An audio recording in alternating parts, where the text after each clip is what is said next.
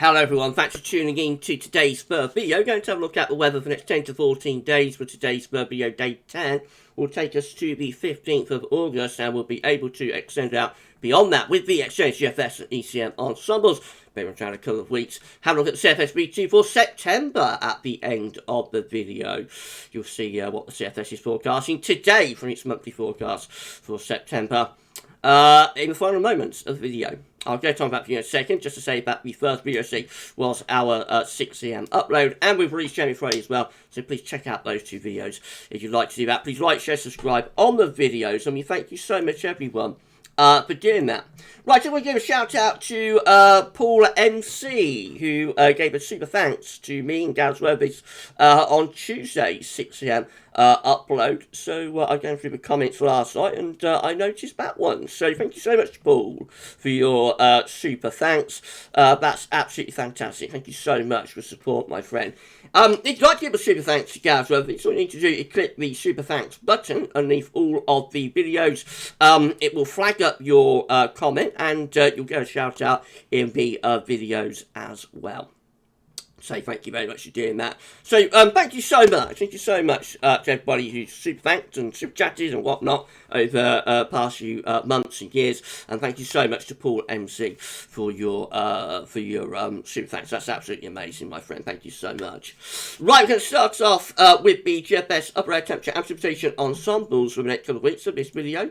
So look at Leeds today, suggested location for this part of the video. If you'd like to have your local town or city featured within this part of the video, then please let us know in the comments or email us at GavsWeatherVids@gmail.com, and we are happy to do that. So the red line is the 30-year upper air temperature average for Leeds. We're a little bit below average actually at the moment, but those upper air temperatures are on the way up, and we're going to go very warm again as we go into next week, if not quite hot. There are some very hot outlier members of the GFS ensembles here, going around 20 degrees at 858 PA yet again. So even if we don't get that hot, it does look as though it will be, very, very warm through the course of next week. And that's Northern England, so down south, somewhere like London, going to be even hotter.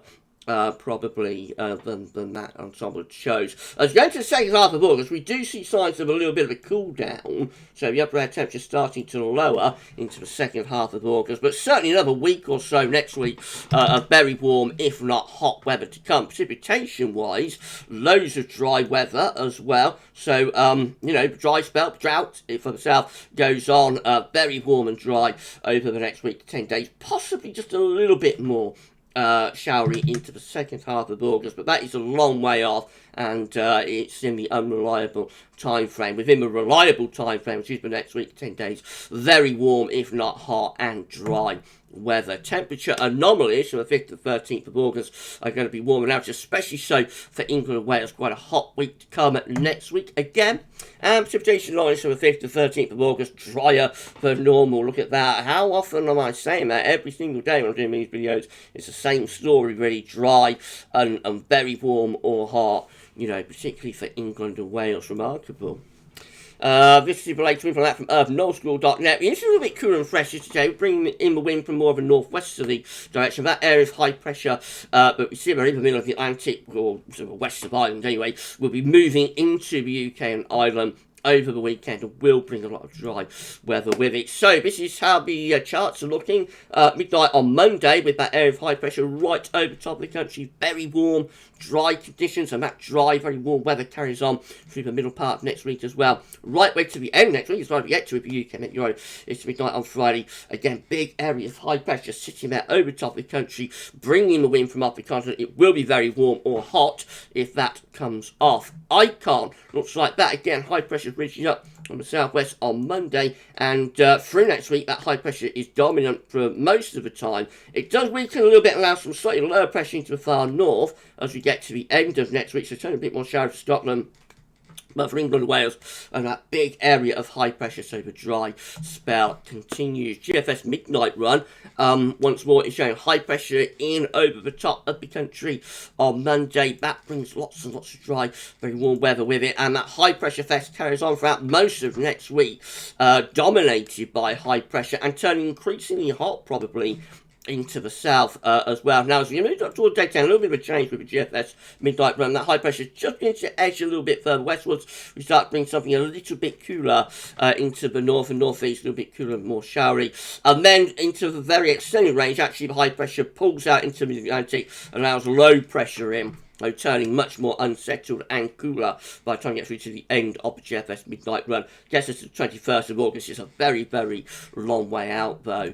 But the GFS 6Z, again, is showing high pressure in control of the weather on Monday. That high pressure still dominating the weather as we go through the middle to latter part of next week, still pulling in the air from the south. The high pressure tries to edge its way northwards and pull in cooler air from the north around day 9-10, but then this funky low starts moving up from the south, and that brings some very hot air with it, plus 20 Celsius ice, once again getting back into the far southeastern corner, and that funky low sort of pushes away to the east, and we bring down something a bit cooler from the north, with a few showers in from the north. There's the upper air temperatures by the 16th of August. All that hot air's gone very quickly off into Germany and Poland and whatnot, and much cooler air coming down from the north there.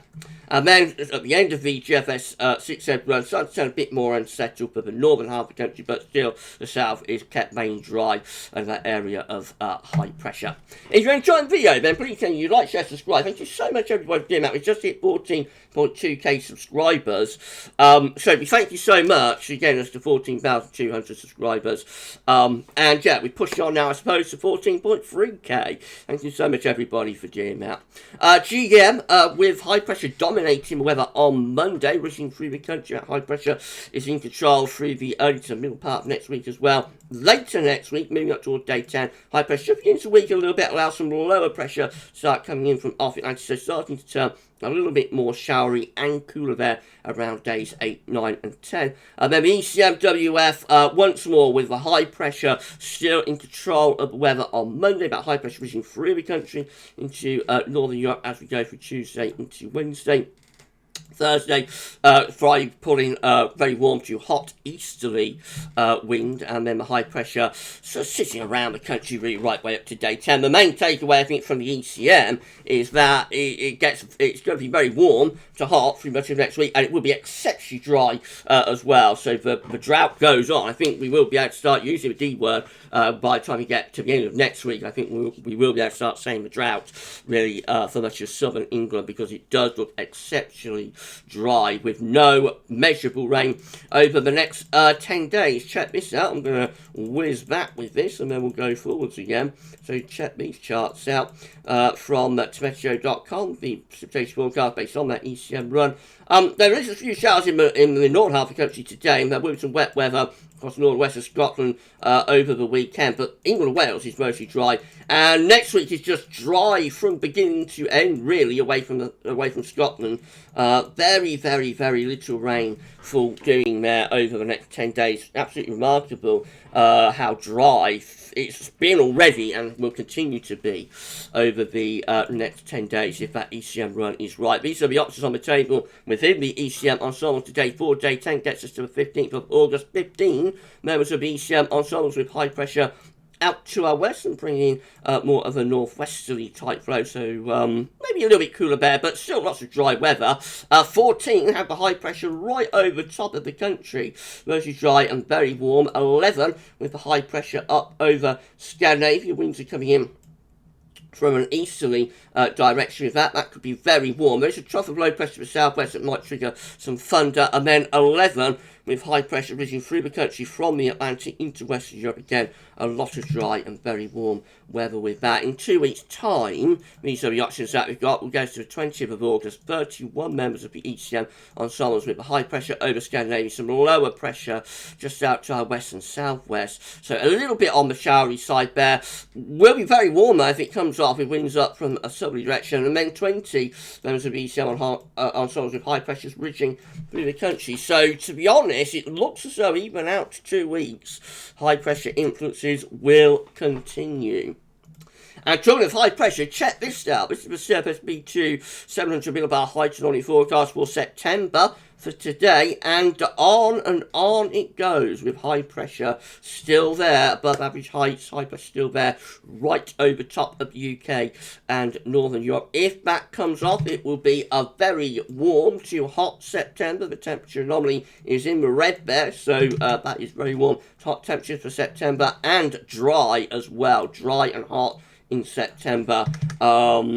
Ongoing, just ongoing for what we've seen over the past several months. CFS wants to carry that on in September. Bear in mind, just one run of the CFS, so any forecast that's over 5 to 7 days comes with big health warnings attached, but it would be, in line with what we have had over the past several months. So let's wait and see what happens. If you've enjoyed the video, then please like, share, subscribe. Thank you so much, everybody, for doing that. Don't forget to tell your friends to subscribe as well, and drop a comment. Let us know about this and all of our videos. And we thank you so much for doing that. Right, we're done then with today's vid. So just to tell you what's coming up tomorrow, we will have the 6 AM upload. We'll have the ECM do our 42-day forecast, weekend forecast, and 10 to 14 day or two. So keep checking back to the channel for more. But for today's videos, that's all for now. And thanks for watching.